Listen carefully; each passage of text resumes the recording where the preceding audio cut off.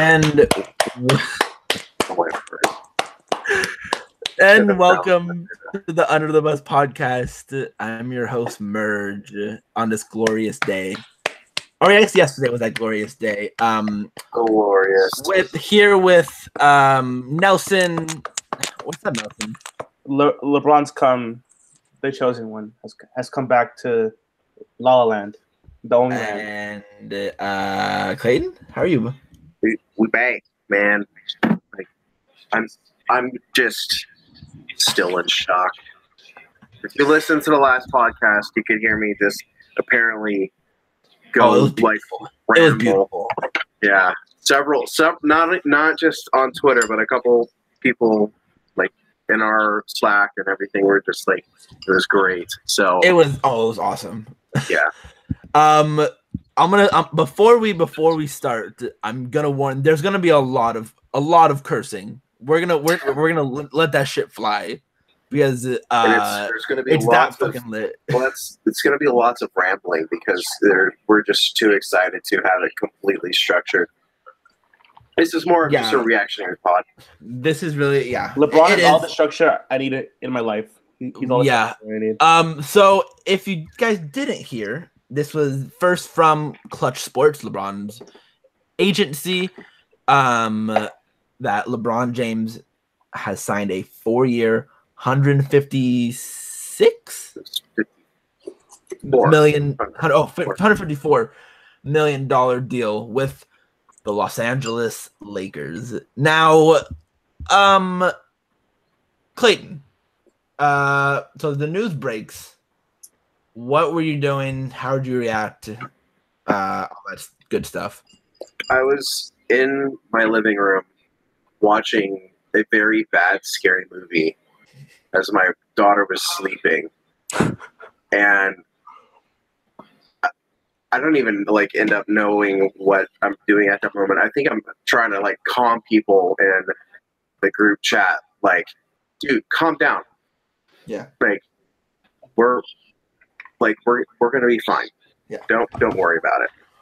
And then I think Merge put in the chat the Clutch Sports tweet, and I was like, "Is that real? That can't be real. That doesn't look real." And then Woj retweets it, or no, he had his own tweet first. Yeah, he had his own tweet, and then Shams, I think, followed right after that. I was like, "It's fucking real! It's real! Oh my gosh, it's happening!" In my head, though, because of course I didn't want to wake up my daughter. so yeah, I was just like, dad. Yeah, I'm just like, oh, we're good again. We're good. We're a good basketball team again.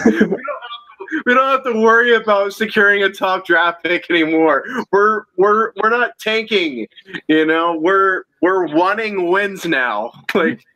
Yes, it's good basketball again. It's good basketball. I'm happy.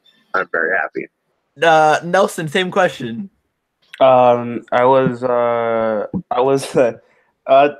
to turn left on the street, red light, and I just get the notification, and I just collectively lose myself mentally, and I beat my car so hard because I didn't know exactly what to do, and then I just start yelling repeatedly, and then I was unable to drive. As soon as I entered the freeway, I was like, "Nope, I can't do this. I am not checking my blind spots. Nope, I can't do this." So next exit I get off, park the car, and just collectively yell, "Oh my God, oh my God, oh my God." Because so much of this was built off of, as much as I respect Paul George's decision to stay at OKC.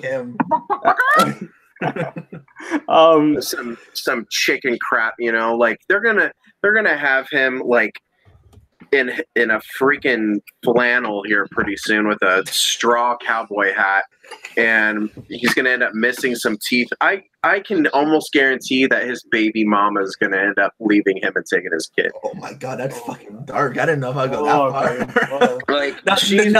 She was in Vegas when he was at that party. She clearly did not give a crap. She gone, man. She gone. That that. I mean, he's had obviously some questionable decisions with her in the past, anyways. Uh, Gone. Nelson, Tired. I don't care. It's wonderful. Nelson, go continue. I mean, it's just I mean, Paul George didn't sign here, and I was mad just because of how much I bought into the idea that he was going to come here. I was one of the most sure ones in the chat and probably like on Lakers Twitter that he was going to come. It was me and Reed. We were both like pretty confident, and then he just yeah, like we saw proof of it today. Like if Lakers got a meeting, he's a Laker. Oh, dude, I totally agree. Oh, hold on. By the way, did either of you guys read the Lee Jenkins piece? Yes. Oh yeah, no. I mean, call the Lakers is such a dope fucking line. Call the Lakers. Call the Lakers. I'm going to Europe. Like I don't give a crap any. Like just call the Lakers. LeBron's like fucking James Bond. What the fuck? Go ahead, Nelson. Continue. I mean, it's just like we got skirted by like the most. I still don't understand how we got to the point where LeBron James is just like, I'll come here. I'm not in a rush. What is that? LeBron's 33. Bro. He should be in a rush, but no, he just, hey man, I trust you. Like, what is this? Like, I'm so relieved that LeBron James trusts this front office. That's the biggest thing, man. Because I mean, it's not even that like he's a bad GM or anything like that. Like specifically, like he has his issues. He's had his questionable signings. Like he has to get his guy signed or whatever. And his drafting history is not great. But I mean, just from an overall standpoint, like to have him be like, all right, like I'm not in a rush. Like you guys know what you're doing. Like I know that you guys will get bring free agents or anything like that. Like he could have just been like, without another guy, without you guys trading for Kawhi, I'm not coming, right? But he's like, no, like I know that you guys can land them. You guys landed me. We have assets. We have actual parts to move around here. We have more assets than Cleveland had when he joined. So the Lakers have a lot of things that they can move around, and LeBron saw that, and he really, we talk about like 2 years ago we talked about how like the whole Lakers mystique was dying off a bit, and that just because it was like you could get sponsorships anywhere, like that whole kind of stuff. But I mean, now it's proof that like there's still something magic about the Lakers, pun intended. Yes. Yeah. It's just like Magic really pulled through. Like he did not let LeBron think about it. Like he was like, well, he did at the end, but he was there for several hours talking to him, feeding him the narrative, painting him the picture. And I mean, this is what Magic was meant to do. And I mean, I give him full props.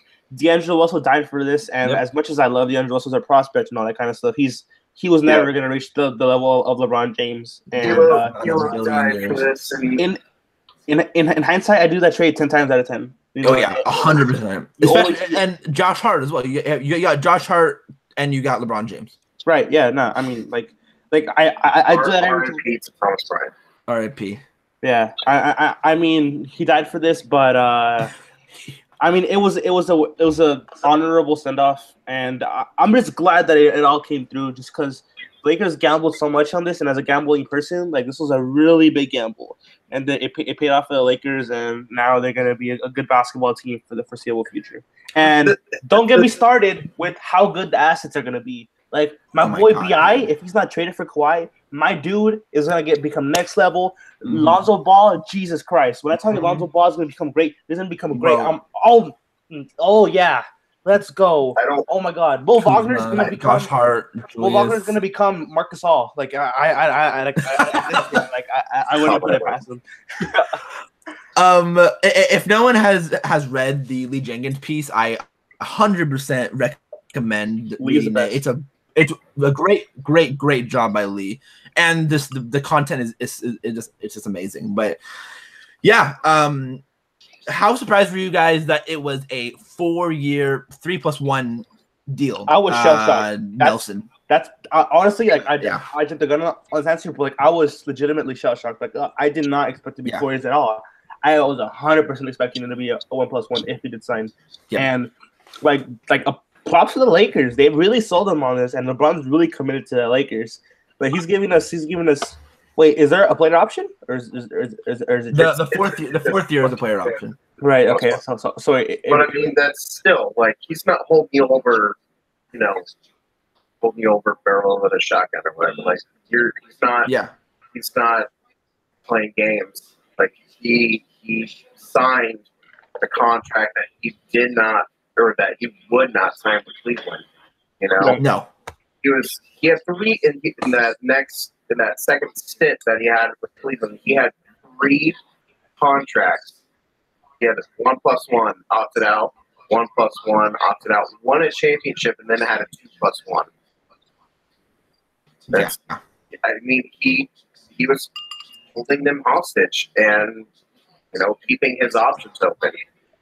And the Lakers got him to agree to 3+1, which, I mean, as it sounds, unless the Lakers just completely ruin it, it's just essentially just going to be a 4-year contract, or, you know, a 3-year with a. I honestly, when I read the Clutch thing, that's why I initially didn't believe it, because it was a real tweet from a real Clutch Sports. I'm like, 4 years, there's no way. Yeah. And then I see Woj, and I'm like, what the fuck just happened? Like, I'm absolutely just blown away that he was willing to commit like that. I think that's the best possible thing that we could have heard out of that.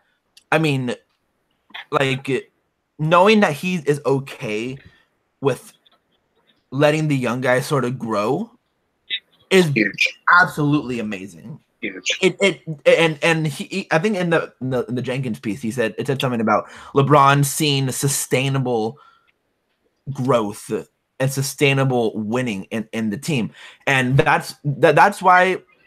So I think that's why I think some people thought, oh, LeBron would come here, and it'll be like 3 years of being really good, and then he'll leave, and then we'll suck again. I think even LeBron wants the Lakers to be better after he's gone. If you listen to Windhorse and Ramona, like, this is like his final chapter, you know? Like, yeah. He wants this place to succeed, and he doesn't want it to end, you know, kind of like Cleveland. So he's, you know, how you said, people thought like it was going to be contingent on him, on the Lakers getting Paul George or Kawhi, and the Lakers kind of thought it was. They were starting to go hard after Kawhi, and LeBron had Rich Paul say, like, dude, don't worry about it. Like, you don't need to get them to get me. Like, and like you're like, oh my word. Think of it. Like, you just added LeBron to a roster. You're losing Luke or Brooke and getting JaVale McGee, which is, we'll get to that later. But like, you're adding him. You're not losing any of the young guys as of this minute. And he said that he likes the idea of being with these guys. So, like, oh man, you also don't have Lance. Huh? Also out of Lance. Lance is whatever. Pick up. I mean, like, I love Lance. We'll talk about it. We'll talk about it. That he's whatever. But you know, you got him to come to play with the kids, and we have depth. And this, as I said the other night, with the natural progression of the guys and them being healthy, I thought that they could be, you know, 42-win team this year. At him, you're looking at what, 9 or 10 wins, so you're looking at 51 or 52-win team. And then with the additions of JaVale, Lance, I think Lance is still a bit of a negative, and then getting KCP to come back, I think you can look. I think 50+ wins is attainable. Like, that's ridiculous. like the Lakers barely won 50+ games the last 2 years. Yeah. Well, I mean, it got to 60, but I mean, what, 27 and 35, or was it 26? Well, if you combine the 3 years before that, it was. I mean, just 19, 17, or 19, 23. No, so it went 27, like 17, And then like 23, 21. 26 again, and then 35 this year. Something. It was just something ridiculously stupid. Like, the Lakers could win 50 games this year. Yeah. And I think they probably should win 50 games this year. We'll talk more about LeBron obviously after this, but let's go a little bit more into the other signings the Lakers made. Let's start with the one that we know the most, and that's Kentavious Caldwell-Pope. Signed a 1-year, $12 million deal. Makes a ton of sense on both sides. LeBron or KCP is part of with Rich Paul's agency with LeBron, so it makes sense. He was a good player for the Lakers last year. I'm really happy that he's back. Nelson, how are you feeling about the re-signing of KCP? I think he underwhelmed my expectations. I mean, I had him like really high, and he kind of underwhelmed a bit. But with LeBron, he's going to be a better basketball player. So. I still think the prison stuff is sort of sour in people's mouths. And if you look at his numbers, he shot a career high from 3-point. I just feel like that time where he was just like chucking up shots like crazy. And like, that was the prison time. Yeah, that time was just really traumatizing for me, and it's kind of hard to shake that off. Just because you take that prison time away, and I think the rest of the season, I think he shoots like 4 3. Yeah, and he's gonna get better better looks, and I think that's gonna really just help his entire shooting percentage. Yeah, he's never shot same above with everyone. Yeah. He's always shot like around 35%, but I really do feel like 40% is legitimately an option. Yeah, and yeah, I mean it's a good deal. It's a 1-year deal. I have zero complaints about the Lakers are not locking up any long-term money.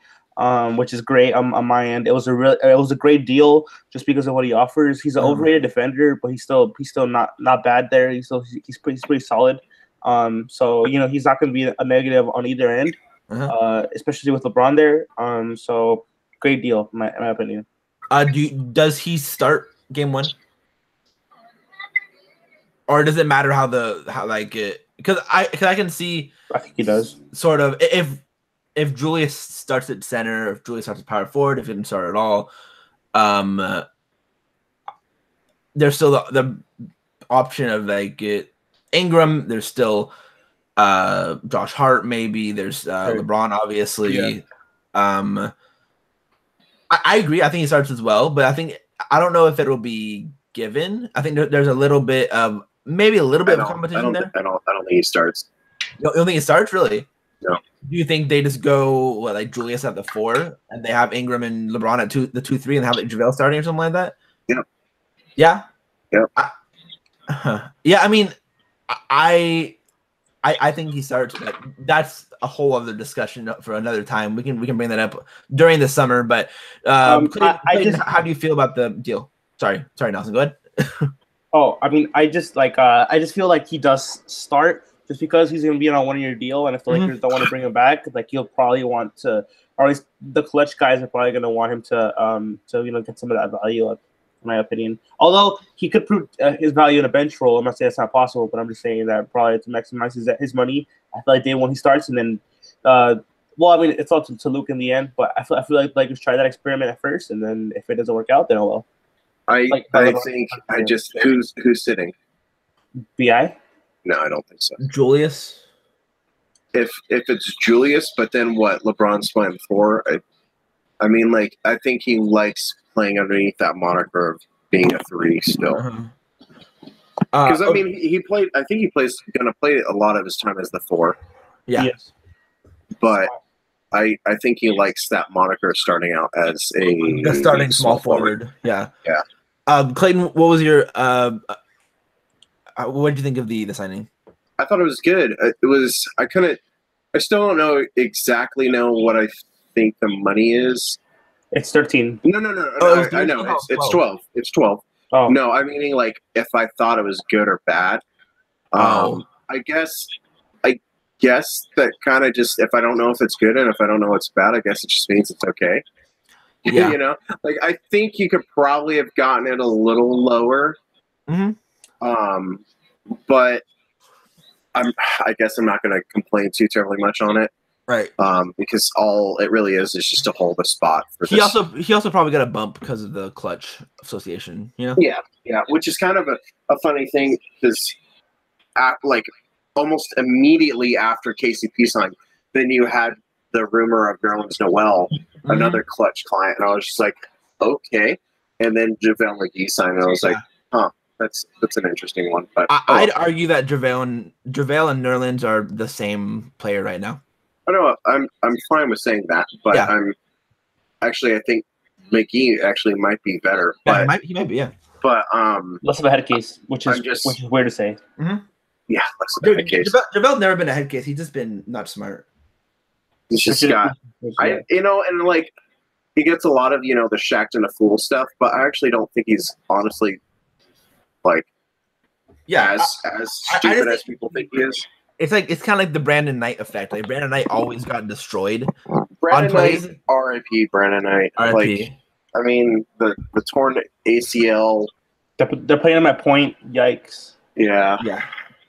And then so KCP, you don't think he starts? What do you think the lineup would look like then? I think it's going to be Zoe, Brandon, Braun, and then someone at the 4. I don't know. Julius Racuz. Julius Racuz, and then the 5 is going to be probably McGee. Yeah. So since we're talking about JaVale, let's go over to JaVale McGee. Lakers signed him for a 1 year. What was it, 2.3 mil? Something like that. I think pretty much a vet minimum. Clayton, I have an important question for you. Okay. Will you be buying the LeBron James jersey? Not the authentic one, but the replica. Fudge, man, like. I'm buying a LeBron jersey. I might explain why it's such an important question. Add the context to it. Because Clayton's always said, "Oh, I don't want to buy a young guy player because he might be traded," and then he bought the D'Angelo jersey and that whole scandal. So now that it was a scandal. So now that LeBron James signed a 4-year deal, he's pretty committed. This is his last chapter of his career. Oh no! I will. So like, I just don't want it. Buy a $100+ jersey. Well, no, I don't have a problem buying a Nike jersey. Mm-hmm. It's just like I probably will buy it, but I also don't want people. I'm 100%. Hollywood Nights. Oh man, I heard that's not even going to be a jersey this year, which or the Mamba Night jersey or whatever. Like those are maybe it'll be LeBron jerseys. Like LeBron face. Like the black jerseys are like. Fire. My favorite Lakers jersey. Even before the Mamba jerseys, just the black Hollywood Knights were. Wait, Merge. Which jersey are you gonna buy? The MLPS one or the MPL? Well, I'm gonna buy whatever is first available, so it'll probably be a gold or purple one. I'm gonna wait. I'm not gonna. Yeah, I'm way too on that. I don't feel like for game 1, man. I'm buying it for my college dorm room. I'm just gonna hang it up and wear it like every Laker game. Man. I just want one for game 1. That's it, man. But yeah, I'm buying one right when they go on sale in like a month or whatever it is. That's easily going to be the highest selling jersey for like next 4 years, right? Not even close, man. Oh gosh, it's been Steph for the past 3 years, and as much as I love Steph, LeBron's gonna absolutely capsize. LeBron in LA, Jesus Christ! Oh man, that motherfucker. I mean, the Lakers store already has that in online, and I think that's going to sell out by the end of like tomorrow, right? Like, might have already sold out. It might have already sold out. To be honest, I feel like even the custom jerseys are already sold out. That the ones that you can discuss. There's Titan James, yeah, man. Yeah. Anyway, moving back to what's his official number? Is it going to be 23? Yeah, 23. Wow. I mean, I think that's what the number they had him on for Lakers store. Did not expect that. Wait, you thought it'd be 6? Yeah, I thought it'd be 6. I mean, maybe we don't know. Maybe they're just assuming the Lakers store. You know. I mean, I doubt it though. I doubt they just like. They sell a product that's not that. Cool. The only reason why he didn't wear 23 in Miami was because it was retired by Miami for MJ. So. Oh, really? I thought he just wanted to change it. Yeah, I thought maybe he did, but I know Miami has 23 retired. So yeah, I mean, I could it have was part sworn of the because change, but he didn't want 23 associated with the Heat, but no, or with any other team. That's what that. oh that- yeah, I remember that because of the Jordan thing. I do remember that. Anyway, moving on to JaVale McGee. He's signed for 1 year vet minimum. Clayton, what do you feel about the signing of JaVale?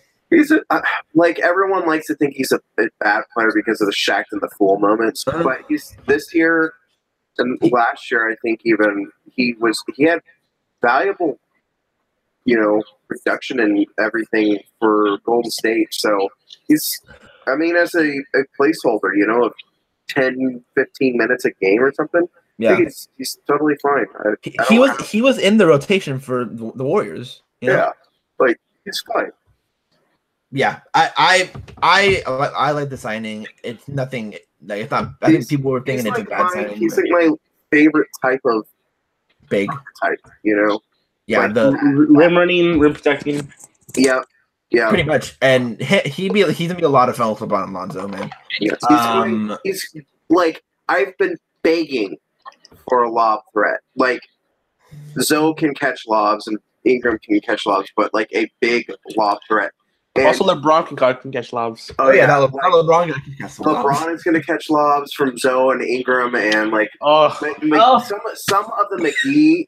I'm going to predict. No, JaVale has some. JaVale, if you look at JaVale's career highlights, I think has some insane highlights. JaVale, I think is going to end up getting like. There's going to be somewhere his hands are almost at the top of the backboard. I'm predicting, like some of them are just going to be absolutely disgusting. JaVale, if you look, like I said, if you look at his career highlights, there's this one block he had when he was on the Wizards, and he just took it, like he didn't block it. He snatched the ball from the air, and he does that. He's done that a lot in his career. I think that's like insane for a guy to do, just to palm ball. Nelson, what do you think about the JaVale signing? Shut up, okay? Nelson, JaVale. Oh man, Like, are you okay?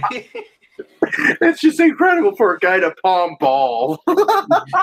Hey, I stopped from saying plural. Man, Clayton is the definition of immature. Jesus. Oh man, there is a reason I said ball. I teach, and I didn't say balls. I teach like 12 and 13-year-olds, man. Like, what do you think? Nelson, what do you think about the JaVale signing? I think palming balls is important. I said ball. I said one ball, singular ball. Merch, yeah. So I thought it was a good signing. It's better than the Lance Stevenson signing, which I'm sure we'll talk about later. Just because of the fit, and we really need a center that bad. And maybe this is just me. I just really like my centers to be mobile. Mm-hmm. I really like that. Like that's a key thing for me. That's what I want from my centers. Mm-hmm. Even if they don't know how to play basketball, I'll teach them how to play basketball. But if you're 6'10", 6'11", 7 feet, and you can move, sign me up. Sign me up, because that's incredibly valuable. And those are the guys that I like taking flyers on. Yeah. That's why even with Robert Williams' mental issues, I do not care. I would have taken a flyer on him. I don't know about that. But like all in all, like I would have preferred Nerlens Noel because there's some upside there that I still think is untapped. Uh-huh. But I understand Lakers want to play with a bit of a safer bet. And right. I'm sure that Nerlens probably didn't want the 4 year. So I mean the $4 million probably wanted a bit more. And so I like it. I hot take, but I prefer him more than Brook. I don't know about that, man. I think Brook's ability to stretch the floor is really important, and I think there's spacing, and there's the vertical spacing is real, for real. I agree, but I think the actual ability to spread the floor is important too. Yeah, and I think the Lakers will miss that, especially. I mean, like if it's not going to be as big a deal if LeBron is playing the 4 with Julius, so. Mm-hmm. I mean, it won't be as big a deal, but just putting it out there. Yeah. Moving on to the last signing so far. Lakers signed guard Lance Stevenson to a 1 year 4.6, was it? 4? Like 4.4. 4.4. Something like that. So 1 year deal. It's like the room exception or something like that. What is Yeah. the exception? It's definitely the ring chasing deal. Yeah, that's the ring chasing deal for sure. So Lance Stevenson, of course, everyone knows Lance. It's weird. It's gonna be weird having Lance and LeBron on the same team. But I'm here for it. Look, man. I'm gonna go first in this one because I need to fire off my takes. Go ahead. And I think this was a decent signing. Yeah. I saw a few people, I'm not gonna name them, but they said it's a terrible signing when there's other players out in the market, and I'm like, I don't know how much necessarily you could do better than Lance Stevenson, you know. Mhm. And I personally have always been a fan of Lance. Yeah. His early Pacer days, and I remember like 3-4 years ago, I wanted Lakers to sign him. yeah. I wouldn't mind throwing money at him. I remember when we like struck out on a few free agents. I was like, oh yeah, so somebody a Lance. Yeah. Just because he's always interesting, and Yeah, he always like flashes something. yeah, he always flashes like, oh my god, like that guy would be a hell of a player. But then you're like, oh well. But yeah, I mean, it's just for the entertainment value. Like as soon as I saw it, I was watching Uncle Drew, and then I get this notification. I'm like, oh my god, like really Lance on LeBron's team. Like that's just like to see like how far we've come from then. I think LeBron's just really misses J.R. Smith, and he wants to get like and he's like, man, I really want to get a better J.R. Smith on my team, so I'm gonna get Lance. Well, Lance doesn't shoot as good as him, but yeah, I mean, it's just to me, I don't like. It's not a bad deal. It's solid. That's really what playoff Lance is a real thing in my opinion, and I think that's what Lakers probably signed him for. And what better guy to keep Lance in check than LeBron James? Yeah, I think I remember LeBron saying during the series against the Pacers this year. I remember him saying something about that he appreciates and he respects Lance's like tenacity and the fact that he does keep going after LeBron when they're against each other. I think LeBron really respected that, and I don't think LeBron really ever disliked Lance. I think he just like the media kind of played it up a little, but just entertainment factor purely, it's going to be a lot of fun. Clayton, what do you think of the Lance signing? Oh, actually, hold on. Before I say that, Nelson, do you think this is our backup ball handler signing, or do you think we signed our point guard? I think this is probably it.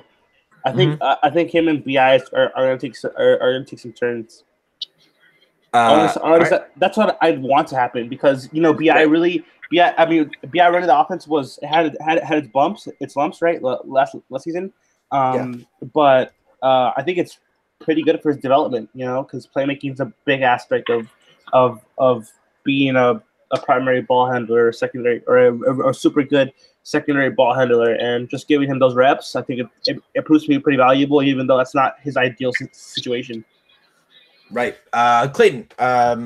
First question: How did you like the Lance signing, or did you like the Lance signing? It's kind of like a give and take. Mm-hmm. Like I've always just kind of found him entertaining on the floor. Yeah, but he also is kind of a dirtbag and a moron, especially a dirtbag because of what he did at Cincinnati with the woman on the stairway. So, I'm going to find some type of way, maybe just like donating to like a battered women's shelter with him, and I challenge other people who listen to this to do the same thing. Like at least like $1, per game, something like that. We can tweet that after this or tomorrow. Yeah. So on the court though, defensively he wasn't very good. Offensively, he's not a very good shooter. It's a questionable signing. I don't mind it. I don't think it's that big of a deal. Like I said, I've always found the entertainment value with him just great because I just find him hilarious. Yeah. my only regret is that we won't get to see him blow in LeBron James' ear. Maybe he will, and it'll be hilarious. Maybe, maybe. Like that's gonna be an interesting practice and just game. Oh, just put Lance on LeBron. Lance is gonna end up one possession like defending LeBron, and LeBron's just gonna look at him like, "What the f are you doing?" And sorry, like all of our battles, I'm just used to it. So something like that. Yeah, Lance has always been a guy who, like Nelson said, he just shows flashes of this being like. I think he can probably have his own highlight reel of passes that he's done in his NBA career, because he makes some insane passes sometimes. And he's a decent playmaker for a guy, and a decent ball handler. There's obviously the real quick. Do not look it up. How old do you think Lance Stevenson is? I already know he's 27. Okay. Someone tweeted it out. I think right. I think it was Ben. Ben. He's going to turn 20 by the time the season begins. But like, doesn't he seem like he's like 31 or 32 years old? Super old, man. It seems like years ago, like that he was on that Pacers team. Yeah, right. But yeah, no, dude is only 27, so like he's like in quote unquote prime years. Yeah, drafted in 2010. That's crazy. I know, right? So like, I guess just kind of go off of signings, because we've already talked about all four guys. LeBron James is an A plus signing, obviously. Yeah, not enough pluses. Not enough. Yeah, not enough. KCP, I would say, is like a B, maybe a B plus, just because like I don't know how many wings on the market were as good as him. I guess you could argue Ariza, but I think KCP's better. I just kind of worry about Ariza's age. Yeah. With JaVale, I think it was a B minus. Yeah. With Lance, I think it was a C. I mean, like it's whatever. I mean, it's not and it's only 1 year, Yeah, I mean, all three of those guys except for LeBron are 1 year deals, so they're highly unlikely to be back next year. Yeah. So I also think I feel like KCP's probably going to be back next year. I think KCP might be a little bit of a stopgap for Josh Hart if he does stay. Josh Hart. See if I guess is he going to be back after that depends on what they do with Randall. Yeah. If Randall signs a multi-year extension, at a certain number, KCP's not back. If they let especially if KCP is good this year, I think a team would be willing to pay him. Yeah. If Randall does it and just takes like the kilo or a 1 year deal or whatever, then you could possibly see him after. I mean, personally, I would rather have Randall, but yeah. That's crazy to think. Julius is only 2 years younger than KCP. Yeah. I mean, KCP is still only 25, which is kind of crazy to think of. But yeah, I think we me and Nelson, we would agree with that assessment. The grades, right? Yeah. What do you give JaVale again? B minus. I'd probably give it a B plus. I don't know. I have a soft spot for JaVale's gonna instantly become a fan favorite. The reason why I have it as a B minus is just because Nerlens. The what? Nerlens putting out there minutes. Yeah, I just don't think he's not a guy that I really want playing more than 20 minutes. Yeah. I don't even know if 20 minutes, I think I'd have a hard time with that. So I think like 12 to 15 is like the max I'd want for him. So it's just that the Lakers haven't had a center that athletic, and I'm so excited at the prospect of that. Yeah, they haven't had a center as athletic as him. JaVale's a guy that if he was a little more skilled, like he'd be really good, Yeah. Just because the athleticism is ridiculous. Yeah, a little bit smarter in the head too. But. Yeah, a little bit. Also, would have given Lance a higher grade if not for the domestic violence stuff. Did not know that. I knew his defense was pretty bad last year. That was pretty rough. But I was really impressed with him in the playoffs a bit. And he also only shot like 29% from three. Yeah, no. So like, wasn't he signed halfway through the season? Or am I wrong? No, because he was there all this year. I think you're thinking last year. That's right. Because he was on the Grizzlies, I think, and then they cut him, and then the Pacers picked him up. I think. I think that's what happened. Something weird. And an underrated aspect of the non-LeBron signings, I think all of them have been considered like great teammates and locker room guys, especially JaVale and Casey, JaVale and Lance, because the Pacers guys love Lance. Even the guys from last year, like they loved Lance. I mean, PG went on a minor rant about it. Yeah, about him getting cut. Yeah, or about them not picking up his option or whatever it was for him. Mm-hmm. I think they really liked him over there, and I think all four of them, really, including LeBron, are going to be guys that are good locker room guys, which is a great thing to have, to not have any toxicity in there, you know? Like Nick Young? Like a Nick Young or like a Lou Williams to some extent. Or please. Isaiah Thomas to a smaller extent. Please do not bring Nick Young back.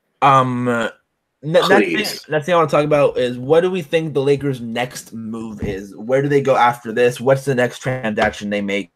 Clayton, let's start with you. Shooter? Oh, no. What do you think is the next thing that happens? I think they signed a couple shooters. Okay. Because the roster now is at, 11 guys? So you assume that Julius gets one of those, so that's 3 roster spots left. You load up on shooters. You look at Seth Curry. I heard Dallas wants him back, but yeah. I mean, sure, but I mean, I would kind of like push him, like, yo, like just bug the crap out of him. Seth, hey, bring back. You up? Yeah, like you up, shoot your shot, man. Like Seth, Wayne Ellington are 2 guys that I would really like to bring in. I agree. And then I think a backup point guard is necessary. I think Seth would sort of be that de facto backup point guard if they did get him. Quite possibly. But I think I would hope they would realize, like, I mean, even though they never replaced the analytics guy, I would hope they realize, like, hey, he's not a point guard. Like, he's just a shooter. Well, what I think is going to happen with, I don't think there's going to be a moment where one of LeBron, Ingram, and Lonzo are not on the court. So I think one of them are always if obviously Ingram is still there. Exactly, yeah. If Ingram is still there, of course. If I think that they're all going to play the de facto point guard role, and one of them are always going to be out on the court, or at least one of them should always be out there on the court. At least in my opinion. So I think there really isn't the most need for a backup point guard. I think the shooters around those guys are good enough. And again, Seth Curry or Wayne Ellington around those guys off the bench in that bench role would be great to have. I think I think that nothing that happens is they sign Julius, honestly. I think it's in the next couple of days the Lakers will sign him. I think now it'll be a multi-year deal. I think yesterday I was saying that it was going to be a 1 year, 1+1, or he'll take the QO. I think it's a multi-year deal now for some reason. I just got the feeling. Now, so what do you think we do next? I'd be doing everything in my power to get JJ Redick signed, even though I'm sure he loves it in Philly. That would be one hilarious pay cut, going from, like, what was it, $20 million to the veteran minimum. Yeah, I'm sure have LeBron recruit him, man. Yeah, but too bad LeBron's busy partying away. But I mean, he'd be a guy that I'd really be interested in getting. But I know that's definitely a pipe dream. Yeah, that's why I think Ellington is like the poor man's. Yeah, I'd really look into Wayne Ellington, and if he gets anything close to what Lance got, I'm gonna be mad, because he's a guy that I really was interested in coming into free agency, and I'd be pretty mad if the Lakers pass up a chance to get him. But I think our next move is probably just continue to look at what's left in free Hold on, agency what and happened? try to recruit guys. Someone just signed? Brooke Lopez. Yeah, it's Keith was smart saying that Brooke Lopez Smith. is a good bet to return to the Lakers. I don't quite understand that one, just because you just signed JaVale. You've got Julius likely to still come back. Uh-huh. Oh yeah, that's probably going to be the next domino to fall. It's probably Julius either resigning or getting some kind of offer sheet from somewhere, and then the Lakers need anywhere to know. All the teams that were rumored to liking him all spent their money. Dallas spent their money. Atlanta spent their money. I mean, all right. So if he does, then I just don't know if he. Did Atlanta spend their money? Are there a rumor to be looking at Levine or Jabari Parker or something like that? Yeah. So I mean, I understand that, but we just I guess never know. Yeah. And so I feel that like Julius Randle's going to be the next domino to fall. Julius will do something.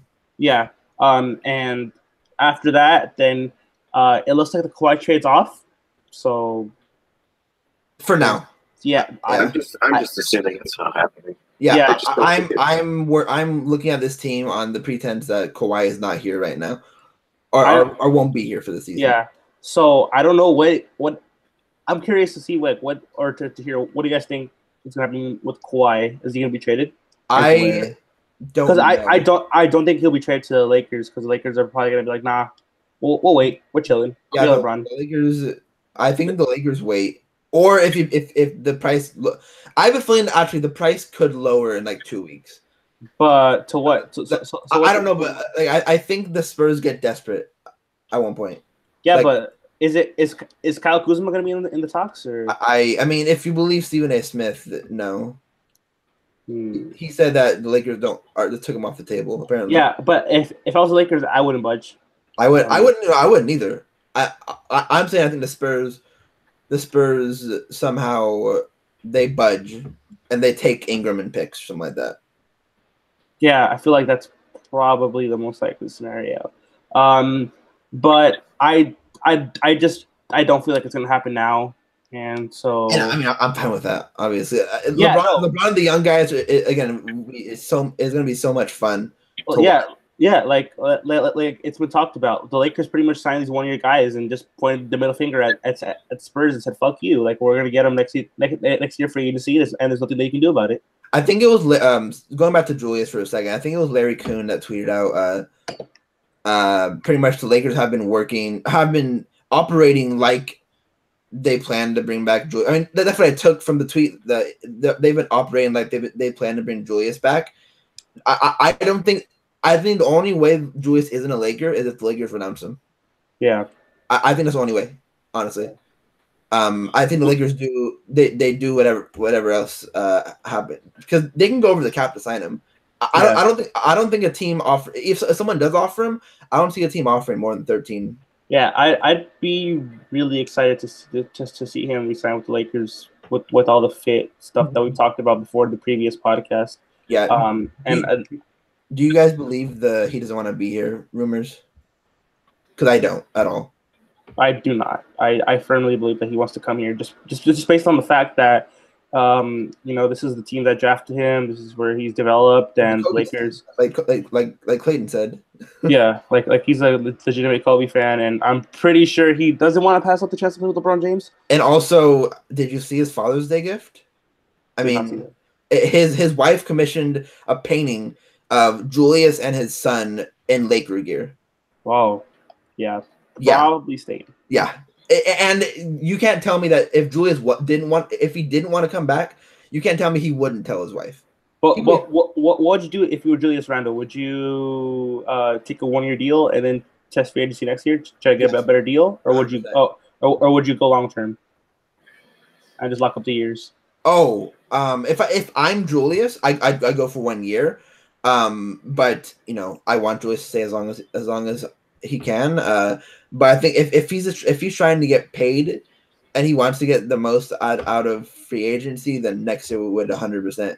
A 1-year deal will be the best way to get the most money. But I think he wants to win, and I think if the Lakers offer him that 4-year, 10, 11 mil, a year deal, he'll take it, and he's happy with that and being on his team. You know, An incredible steal, just absurd. Oh yeah, it would be absurd. It really does. Yeah. What else? Is there any other type of players that you guys are looking at the Lakers to maybe look at? A guy that a lot of people on Lakers Twitter have thrown around is Luke Richard Mbamute from the Rockets. Would you guys like someone like him on the roster? He'd pretty much be a backup 3-4.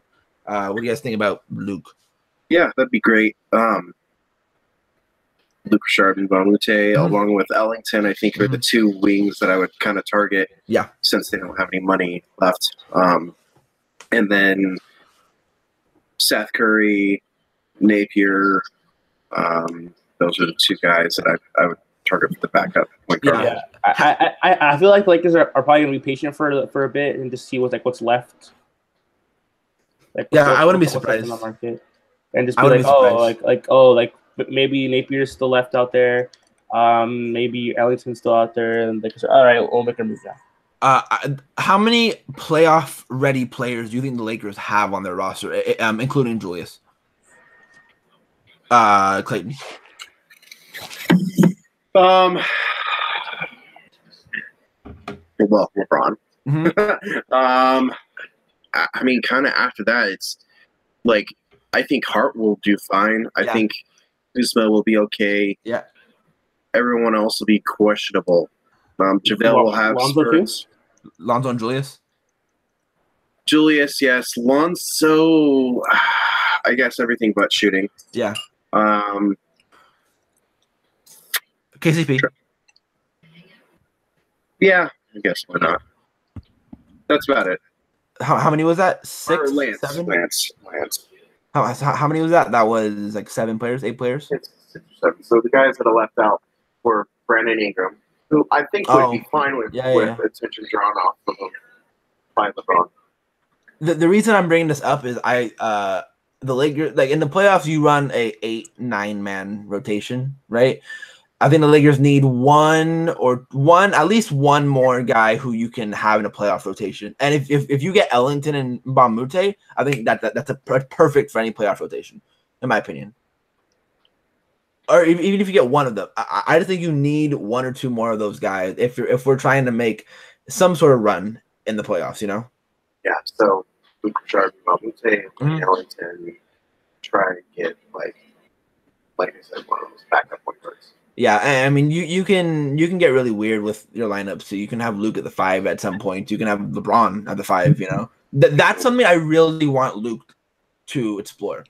I want him to explore LeBron at the 5 because having him as sort of like the safety on defense to just like look over everyone is kind of. I mean, the Warriors do it with Durant. They've done it with Durant before. And if you have some sort of lineup out there of like Lonzo, KCP, Ingram, Kuzma, and LeBron, or you have Julius instead of Kuz or something like that, and LeBron's at the 5, that's a really, really, really scary lineup, you know? What do we think the finishing 5 would be for this roster if we, you have Julius? Nelson, what's the squad that finishes most games? Just gonna take a gamble here and say Lonzo Ball.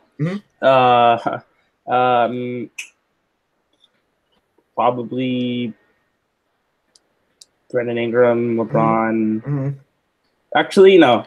KCP, Lonzo, KCP, Ingram, LeBron, and Randall. I would actually say instead of KCP, it would be Kuzma. That's likely too. And because that's another underrated aspect. Kuzma with LeBron is going to be really interesting, just to see Kuzma's off ball. A better Channing Frye. Let's go. A way better Channing Frye. What the heck? That's a guy I'm surprised Lakers didn't try to bring back instead of JaVale. Just because of the LeBron connection. I mean, again, we just talked about how we like the signing. Like it's a solid signing, but I'm surprised they didn't get a guy that LeBron is sort of more familiar with, and a guy who was with the team for half a season and seemed to really enjoy it, you know? Yeah. But again, it's sort of the same. Like, it wouldn't be any different if it was Channing Frye over JaVale, you know, in my opinion. Same with I would have. It'd be a different dynamic, but I think the impact wouldn't be that much different. I think I Wait, like in JaVale's favor or in Channing's favor? JaVale's favor. Okay. Yeah. Yeah, I mean, I guess I can see it. Maybe I guess I'm just being too hard on JaVale, but I really feel like he's really getting them. I really am excited to have a different my ideal archetype of a center. Yeah, that different dynamic enticing to me. Yeah, that dynamic's definitely gonna be fun to watch. Do we think someone like, or do you think Mo or Svi can break into that rotation, or are you guys like think they'll just be bench warmer guy? I think Svi has a chance. Mo's gonna break that rotation for sure. I mean, if they have JaVale, I mean, and I mean, as much as you're interested in LeBron at the 5, I doubt that they play it that much. So no, I know, but like if you have Julius back, so you have Julius and JaVale are your 5s. You also have. I mean, I guess JaVale didn't play every game for the Warriors. There were games where he just didn't play, and maybe you want that shooting dynamic in there. I mean, I get what you're saying. I mean, he has a first-round pick, so he has to crack that rotation. Yeah, I can definitely see. The Lakers didn't draft him to sit on the bench the entire season. Well, yeah, but I mean, I get it. I think I mean, honestly, both of them probably could just purely for Svi's shooting, purely because of that for Svi, and again for Mo his shooting as well. I think it depends how well their team defense comes along. Yeah, and if you're asking me which one of those two is going to have their team defense ready the quickest, I think it's Svi. Yeah. But yeah, Clayton, do you have any sort of input on what we're talking about? What? Clayton, do you have any sort of input? Were you not paying attention at all? No, sorry. I was watching the sports and everything. Wow. Do you think Svi or Mo could break rotation with the current sort of squad we're projecting? Oh, my bad. I think Mo will have minutes, especially as the year goes on. Yeah, and especially since he's such a sort of different big than JaVale. I mean, he's that floor spacing big. Yeah, I think it is hilarious that people are putting him in as a 4. He's not a 4. He's a 5. You put him against an NBA 4, he's going to get destroyed on defense. Yeah. Yeah, I think so. Uh-huh. But there's some questions. I've seen people say that they might try and stash him, which would be kind of interesting. But yeah, well, I mean, his shooting, like, just purely that, I think that's why he's everyone remembers how, if you listen to the podcast, how much I loved Kevin Huerter. Yeah, he's essentially Kevin Huerter, which is like 3 inches with his 3-inch negative wingspan compared to Huerter. Yeah, pretty much. I don't think he's quite as good as a shooter, but he's. I mean, he was a top 3 shooter for me in the draft, anyways. So he was close, anyways. And you can sort of see that Kyle Korver light role for Svi. Yeah, not as he doesn't have quite the shoulders as Korver does, but no. I think LeBron will like him because LeBron will drive and kick out to Svi in the corner, and he could hit like 50% from the corners.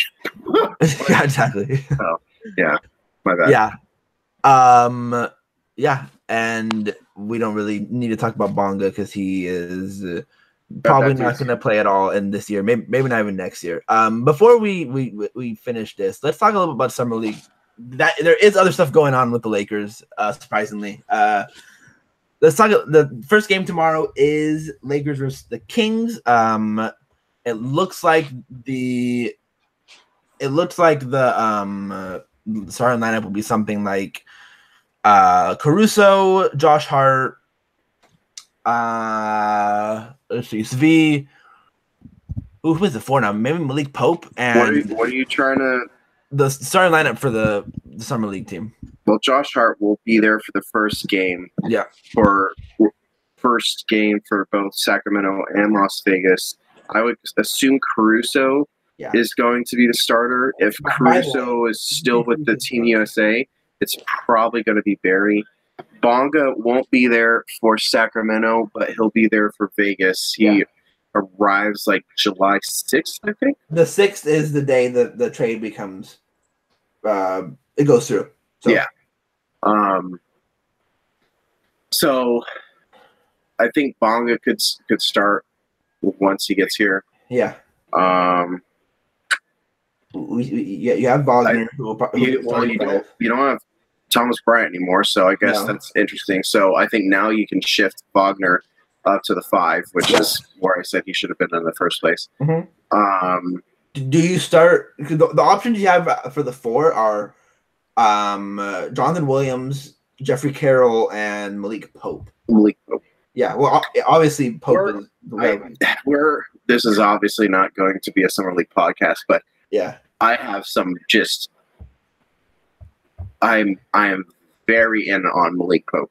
Yeah. Very, very in. He is my Robert Upshaw for this summer league. At the very least, I want them to upgrade Caruso to a full roster spot. Yeah. And give Malik Pope the other 2-way. Yeah. I do think Newman could possibly start. Newman's gonna start when Josh is gone. He'll start the 2. Yeah.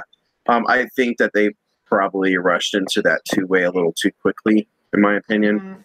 I'm not as high as you are. He's a guy that the Lakers wanted at 47, so that's why they signed him. Yeah. But I'm just. He's a scorer, man. That's what he does. Yeah, I mean he's hopefully a rich man's Vanderbilt and can actually do something not just at the G League level. He can actually he can actually play make, I think, but we'll see tomorrow. We'll see how he does tomorrow. It's kind of sad with no TB on the squad. I mean, hey, maybe he doesn't make it through waivers and the Lakers pick him back up, but I doubt it. Since they got JaVale now. Yeah, that's just an interesting one. Maybe they upgrade him and maybe they give him the other 2-way. I don't know. It's kind of interesting. I mean, we didn't really talk too terribly much. Was that even on the last one that? No, we were just talking strictly free agent LeBron. Okay, yeah. You just gave up on a dude that you picked 42 last year. I don't know. He might not even play summer league anyways, because he rolled his ankle apparently pretty badly. So yeah, we'll see. Yeah, and I think I'm just pretty much excited just for the Wagner Bagley test. Like that's gonna be interesting. God, I forgot about that. Like or Giles, whoever plays the 5. Yeah. I think that's gonna be pretty key to see how well or how far back he is as far as like moving his feet and all that. And in non-Laker summer league, I'm really interested just to see what Giles looks like. Because Giles is my guy, man. Yeah, I can't wait to see Marvin Bagley play the 3 for Sacramento. Holy crap! Oh please, God, that is stupid. Oh man, I can't wait for that. Yeah. We'll definitely talk more about the games while they come along. I think they played 2 games. They played one on the second, one on the third, back to back. So maybe we'll have a podcast after that third one to talk a little bit about how the guys look. But as of right now, it's just LeBron James is a fucking Laker, man. Yeah, LeBron is a Laker. Do any of you Nelson? Do you have any parting shots? One, I'm scared of Magic Johnson. Like if he's selling me crack cocaine, I'll probably buy some because he will close that deal. He will smile. He will smile at you and he will buy it. He will stay in my house for several hours until I buy that crack cocaine. But in all seriousness, so what you're saying is Magic pulled a Clippers and LeBron was pretty much. Pretty much, yeah. Like legitimate. No, well, like in that kind of upset, yeah.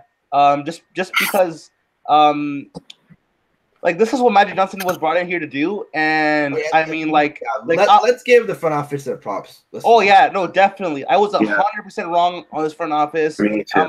I'm willing to live up to that just because we got LeBron James. Yes. Getting LeBron James makes up for any possible missteps or mistakes. I just, we react a lot based off of we were pretty much a tortured franchise for a few years there, just because we had struck out so many free agents and the idea of trading such a young valuable asset in D'Angelo Russell for just cap space, and the idea of a marquee free agent was ridiculous.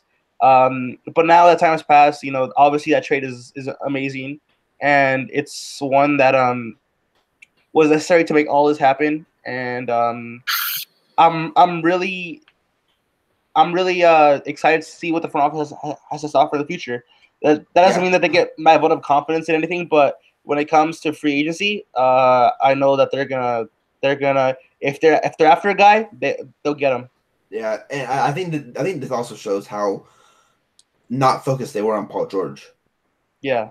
Because I think if we were only in the running for Paul George, Magic would have been in Paul George's house, sitting next to PG's baby mama, and trying to convince PG to come. I mean, the thing is that I think that's pretty cool. Paul George is that like I'm sure he probably told the Lakers like, hey, like I'm not gonna meet with you guys. And then as soon as he said that, Magic Johnson said, all right, all hands on deck for LeBron.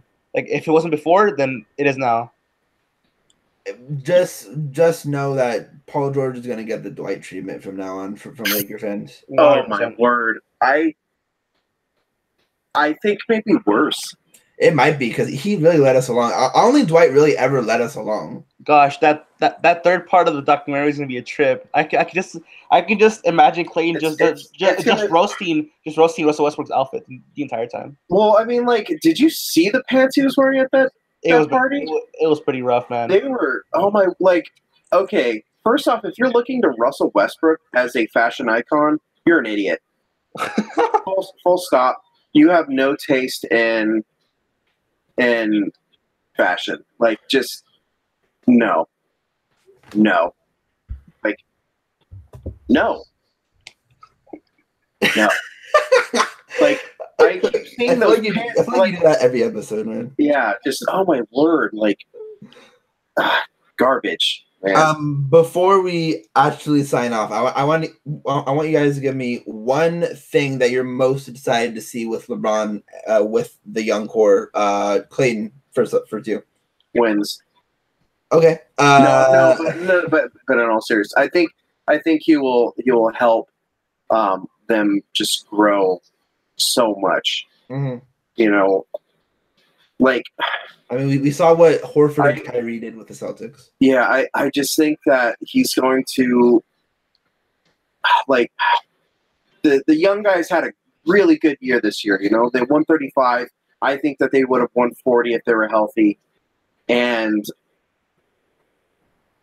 like, it's just they were doing fine, but now I think they're just going to blow up. And people are already salty, which is just, oh man, just, what is it? Your tears are my PED or whatever. Shout out to Amino Hassan.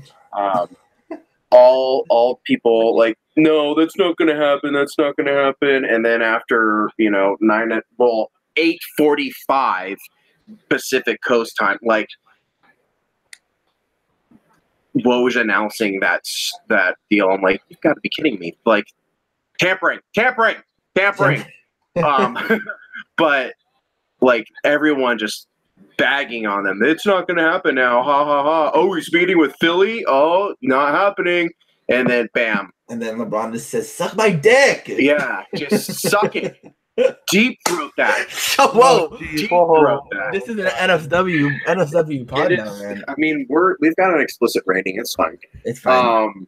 But seriously, like, God, they can suck it. They can suck it. Try, like, especially like the analytics people. It's going to be great. I love analytics, but like I'm sure they're going to start talking crap and like, no, I guess he wasn't as good as we thought, and you know, but man, the NBA is a joke now. Like, get out of here. You're just sad that your team signed freaking Derrick Rose.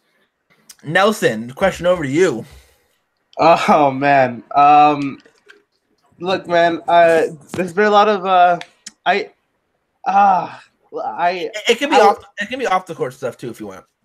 It's just man, look, the Lakers were doubted for so long. Yeah. You know, we became a laughingstock, and you know, we just constantly got bullied by other fan bases. Oh man, time has come, and the time has come. You talk all that shit, and eventually the Lakers just come back. Like, they're there. You can make fun of it. You can maybe a few years, but guess what? The Lakers are always gonna be in the thick of it. And we were a fucking 17-win team, and people still wanted to talk about us. Yeah. The Lakers are literally the marquee franchise of the NBA. Like, there's no disputing that. Even when the Warriors are winning championships, they're still talking about us. And once the Warriors, after this golden age of their talent, and believe me, it's golden, right? As soon as it goes away, and the Lakers are mediocre, who's talking about the Warriors? I don't think anyone's gonna be talking about the Warriors. But guess what? Lakers, they're always talking about the Lakers. They're always throwing around our name in free agency. We're always that team. And other teams are just leverage plays for their entire franchise history, and we're legitimate players. So, you know. Oh man, yeah. I think I'm most looking forward. Guys, we gotta talk about LeBron James being on our team for 4 years. We gotta talk about that. And we're like, yeah, LeBron James, he just dropped 40, 10, and 15. And that's a nightly basis, huh? On a nightly basis. They're like, oh, God, LeBron did it again. Oh, shucks. Man. It's going to be such a trip watching him in a Laker uniform, man. It's going to be so weird. I can't wait for, like, the people to say, like, empty stats and crap. Empty stats. Like Lakers are... Oh, LeBron joined them. LeBron got 16 assists, but like seven of them weren't really assists. Yeah, no. He pulled a Westbrook. Yeah. He's joining this team, and it's gonna be a first on exit every single time. Okay. Oh my gosh. Okay. I had someone tell me at work today that the Lakers aren't even gonna make it out of. They're not even gonna make it to the playoffs.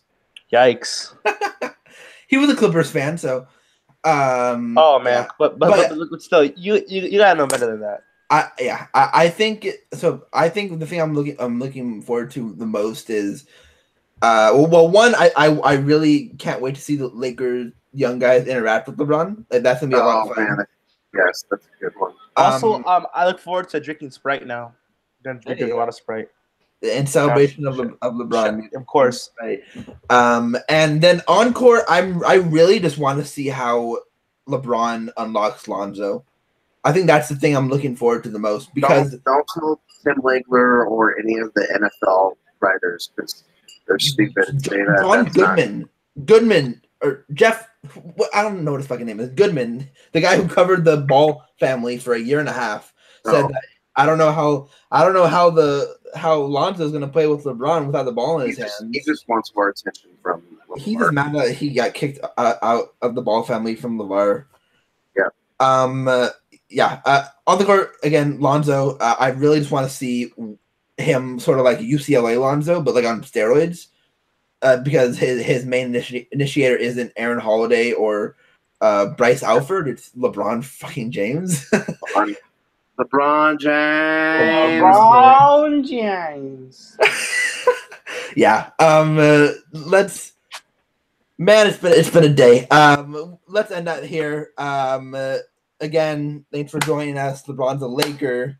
It's gonna be crazy stupid lit for the next 3-4 years. We can finally talk about playoff basketball, which is gonna be amazing. Playoff basketball. For the Lakers. Gosh, the what's it called? Game of Thrones? No, not Game of Thrones. What is Game of Zones. Oh, the Game of Zones. Oh, the Game of Zones is gonna be man, they might just discontinue that because they're gonna be so pissy that LeBron is a Laker. Their last episode had what's his name? Had Paul George is pretty much a Laker in it, so that's gonna be fun. Anyway, thanks for joining us again. Nelson, do you have anything you want to push? Anything you want to preview? Anything you want to say just before we go? Yeah, I'm gonna be writing a few editorials because I'm juiced, I'm amped, I'm ready to talk about the Lakers. Yep. I'm ready to break down the nitty gritty. So gonna have a few editorials about the Lakers. Gonna write those up tomorrow. Might be going to summer league, so if I go, I'll for sure be writing some content. Not the Sacramento, the Las Vegas one. Mhm. I'm hoping to go and see the games those days. For sure. I really want to see the Aiton Bagley matchup just because that's 1-2, and that's always going to be interesting. And the storylines that are going to come from that.